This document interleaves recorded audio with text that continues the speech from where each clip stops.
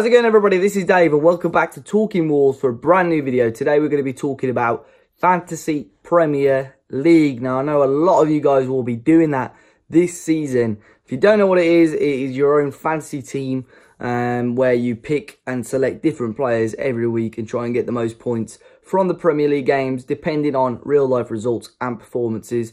Go and check it out, fantasypremierleague.com or fantasy.premierleague.com or whatever it is.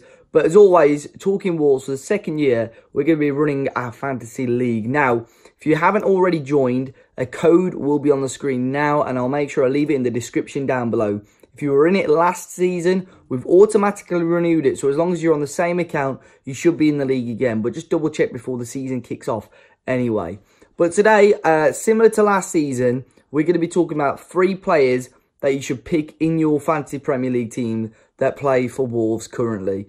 If you're and ahhing about a few positions in your team, this may well help you, whether you're a Wolves fan or whether you are a general football Fantasy Premier League fan. Let us know in the comment section down below. Maybe let us know your teams as well. And be sure to hit the like button and subscribe to the channel if you're new as well. But as I say, code for the Fantasy Premier League is down below. So we're starting off with player 1, which is Willy Boly. Obviously, the giant Frenchman. He went under the radar a little bit last season, scoring 120 points overall, just 24 points less than Matt Doherty, who enjoyed, of course, a fantastic season for Wolves, especially in fantasy football Premier League terms.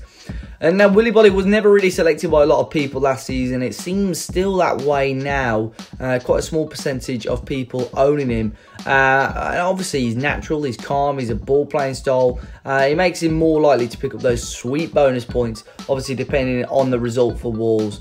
You don't have to worry about Willy Boly's minutes either. You know he's going to be a regular starter for Wolves. And obviously the biggest pull of owning Boly is his potent goal threat. Obviously his size means he's a huge threat from set pieces, 4 set pieces in the opposition box. And of course he managed to score 4 league goals last season. For £5 million on the price, he's a very good budget option defender for you.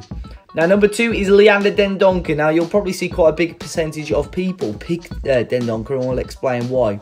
Obviously, the first half of the season for the Belgian was basically a myth, wasn't it? He very, very rarely appeared, and it looked like he was going to be one of those loan deals that was going to be ending prematurely, even with that obligation to buy. Then all of a sudden, in December, he got his chance, and we have not looked back since. Dendoncker became a very key player for Wolves very quickly.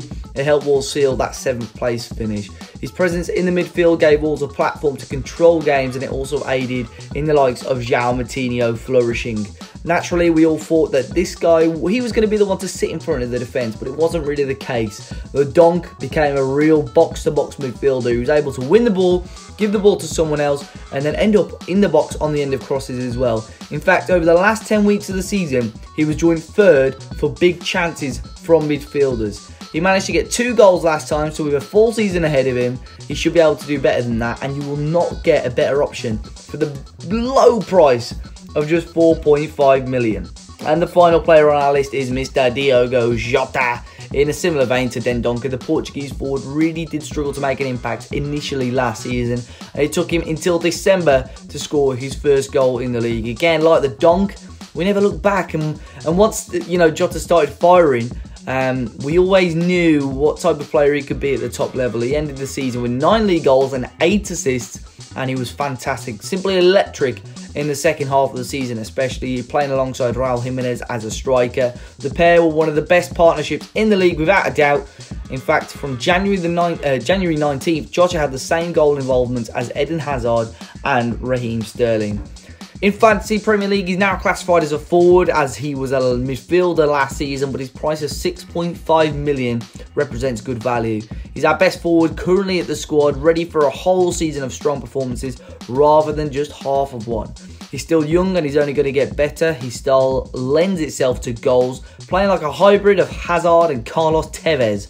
His only downfall is the amount of bookings he may collect, but you'll take for that his ability to explode in games. And of course, his hat-trick against Leicester is a fine example. So guys, I hope that list is helpful. If you agree or disagree with any of the players on the list, let us know in the comment section down below. Big thanks to Bradley Parker who put that list and those thoughts together for us. I'll make sure I leave a link to his Twitter down below. I know he's a bit of a fancy Premier League player himself. But hopefully you join in. Hopefully we have a good laugh with this. And hopefully we may sort of prize out for the winner at the end of it. And until next time, enjoy the rest of your day, guys. Be sure to hit the like button, subscribe to the channel, share this with your friends as well, and let me know to look out for any other fantasy Premier League players that you would recommend. Until next time, guys, I'll see you all very, very soon.